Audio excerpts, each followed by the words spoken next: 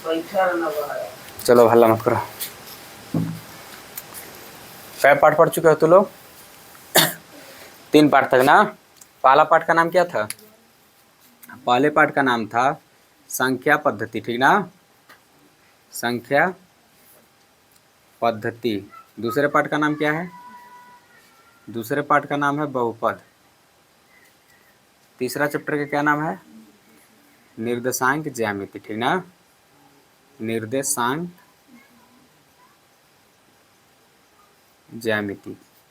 अब एक चीज थोड़ा ध्यान से देखना इसको कि किसी किताब में तीसरा पाठ ये है, किसी में तीसरा पाठ ये है ना। कोई कोई किताब में चौथा पाठ है, कोई किताब में ये चौथा पाठ है, ठीक। जब उठा के देखोगे तो किसी में तीसरा पाठ ये है, 2 चर वाले रैखिक समीकरण, और किसी में निर्देशांक ज्यामिति ही तीसरा पाठ है ना। तो इसको तीसरा बना के पढ़ो चाहे इसको तीसरा बना के पढ़ो, कोई दिक्कत नहीं है। इसको हम लोग पढ़ चुके हैं, ठीक ना। इसके बारे में थोड़ा सा देखना। कह रहा है कि इसमें देखो पढ़ेंगे क्या क्या। इसमें सबसे पहला चीज पढ़ेंगे चर तथा अचर। चर अचर पढ़े कहाँ हो? बहुपद में चर अचर पढ़ चुके हैं ना। चर क्या होता है, अचर क्या होता है, हम लोग पढ़ चुके हैं, लेकिन एक बार फिर से पढ़ेंगे। चर क्या है, अचर क्या है, देखना इधर। चर अचर को लिखेंगे, पहला हेडिंग हमारा जो है चर तथा अचर।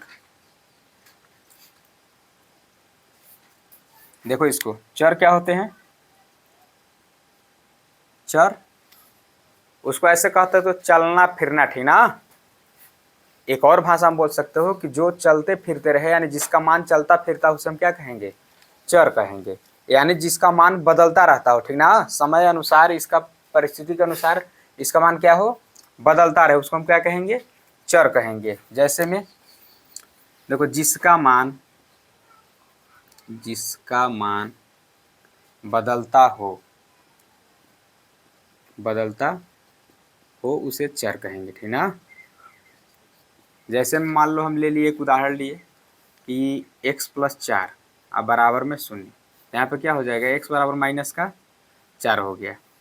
और अगर इसी को हम ले लिए, एक और दूसरा समीकरण ले लिए कि 2x - 6 बराबर 0, तब क्या हो जाएगा? देखो 2x इधर -6 इधर आएगा तो हो जाएगा +6, x बराबर हो जाएगा 6, इधर गुणा में इधर आएगा तो भाग में x बराबर क्या हो गया, 2 3 3 आए। यानी देखो x वही है, यहाँ भी x वही है, लेकिन इसका मान क्या हो गया, अलग अलग हो गया ना। 2 उदाहरण में देखे, दोनों में इसका मान क्या है, अलग है।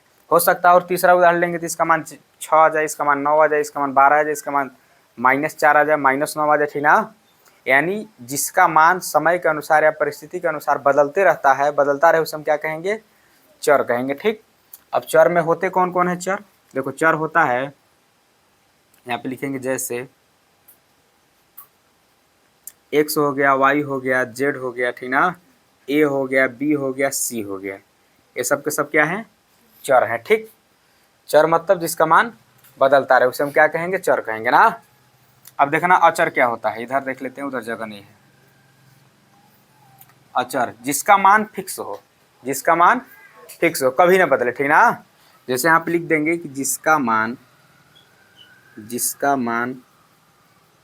कभी न बदले, कभी न बदले। जिसका मान कभी न बदले उसे हम क्या कहेंगे, अचर कहेंगे। जैसे कहने का मतलब है कि अगर तुमको 10 का नोट दिए, ठीक ना, तो ऐसा नहीं को 10 रुपये एक दुकान पे लेके जाओगे तो 10 रुपये कहेगा दुकानदार, और दूसरे के दुकान पे लेके जाओगे तो कह देगा नहीं तो 20 रुपये है। ऐसा है मुमकिन नहीं हो। 10 रुपये है तो 10 रुपये, चाहे यहाँ लेके जाओ, मुंबई लेके जाओ, कलकत्ता लेके जाओ, कहीं लेके जाओ, 10 का नोट है तो 10 ही रुपये मनाएगा ना। यानी जिसका मान कभी ना बदले उसे हम क्या कहेंगे, अचर कहेंगे। चाहे जो फिक्स होता है बदले ना, ठीक ना, उसे हम क्या कहेंगे, अचर कहेंगे, ठीक ना।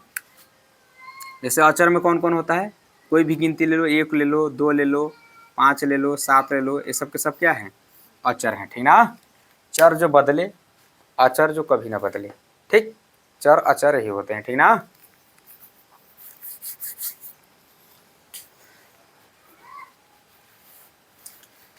इतना समझ गए? देखो पर्सनालिटी को हम लोग बाद में पढ़ेंगे ना, अगले पार्ट में इसको पढ़ लेंगे बस। और यहाँ पे एक चीज़ ध्यान देना, इसके जगह पे कुछ भी लिख सकते हो ना, 0 1 2 3 4 5 कुछ भी लिख सकते हो। दो चर वाले रैखिक समीकरण, केवल इसके बारे में जानना है ना कि दो चर वाला रैखिक समीकरण होता क्या है। देखो कितने चर होने चाहिए, तो दो चर, और उसके साथ साथ क्या होना चाहिए, रैखिक होना चाहिए। रैखिक मतलब जिसका घात एक हो, अधिकतम घात कितना हो, एक हो।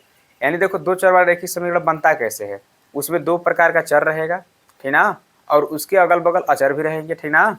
यानी समीकरण का मतलब क्या होता है, इक्वल होना चाहिए, बीच में बराबर का चिन्ह होना चाहिए, ठीक ना। उदाहरण के तौर पे देख लेते हैं हम लोग, जैसे देखो a हो गया, x हो गया, प्लस b हो गया, y हो गया, प्लस में c हो गया, बराबर में शून्य हो गया। देखो सबसे पहला क्या हुआ, दो चीज़ देखना, एक चर यहाँ है, एक चर यहाँ है, दो चर है। अभी कहोगे सर जी a और c भी चर है, बिल्कुल चर है, ठीक है, लेकिन यहाँ पे चर नहीं, वो बता रहे कैसे नहीं है। देखना एक चर यहाँ, एक चर यहाँ, दो चर हो गया, अब बराबर भी है, यही समीकरण का ही पहचान है ना। अगर इसको हटा दो तो क्या बच जाएगा, ये बहुपद बन जाएगा, ठीक ना। ये बराबर का चिन्ह है तभी समीकरण, इसको हम लोग समीकरण बोल सकते हैं, नहीं रहेगा तो नहीं बोलेंगे, ठीक।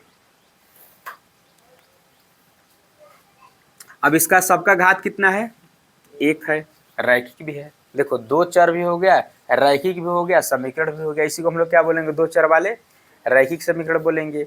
अब देखो ए बी सी क्या है, इसको थोड़ा जानना, यहाँ पे लिखेंगे कि x तथा y चर है, ठीक ना, है।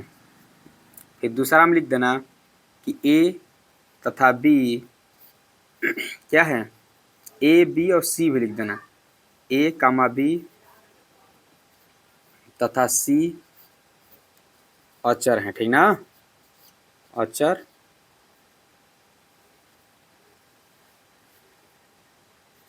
है। समझ गए, यहाँ पे ए बी सी है, क्या ए बी सी अचर है ना।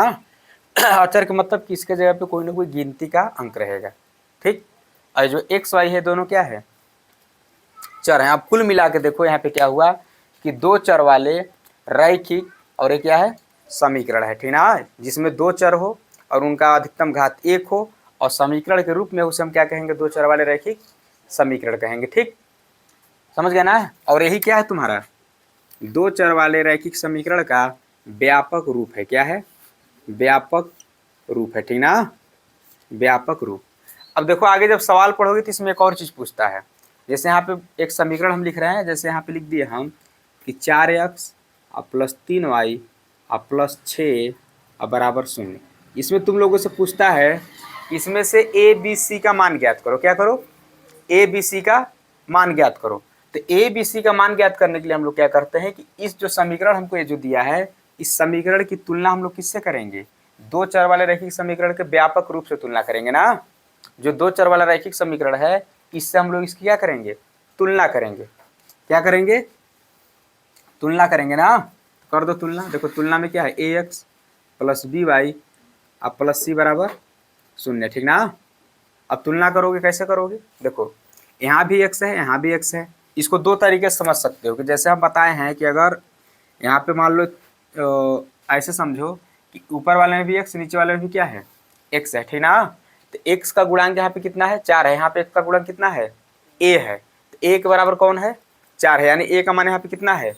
चाहे ऐसे निकाल लो कि x को क्या कर दो, x को छोड़ दो, जो यहाँ पे x है छोड़ दो, बाकी को बराबर में लिख दो।